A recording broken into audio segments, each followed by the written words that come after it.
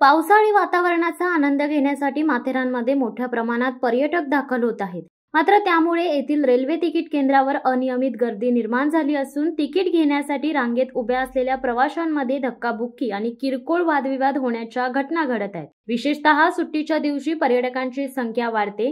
Ticket खरेदीसाठी लावण्यात येणाऱ्या रांगा अपुऱ्या पडत असून यामुळे शिस्तीचा अभाव निर्माण होतो। रांगेतील गोंधळामुळे काही वेळा प्रवासी एकमेकांवर ओरडत ढकलत असल्याचे पाहायला मिळत आहे।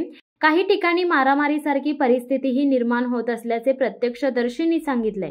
अशीच एक घटना माथेरानमध्ये घडली आहे। माथेरानमध्ये रेल्वे तिकीटच्या लाईनवरून धक्काबुक्की झालेली पाहायला मिळत आहे। तिकीट काढत असताना धक्काबुक्की झाली आहे। धक्काबुक्की झाल्याने दोन गटात तुफान मारामारी झाली। याचा व्हिडिओ सोशल मीडियावर सध्या तुफान व्हायरल होत आहे। स्थानिक प्रशासन आणि रेल्वे व्यवस्थापनाने या परिस्थितीकडे गांभीर्याने लक्ष देण्याची गरज आहे।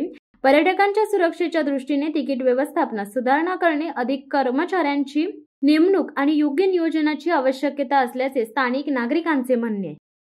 शिवसत्ता टाइम्ससाठी धनंजय कवटेकर, अलिबाग।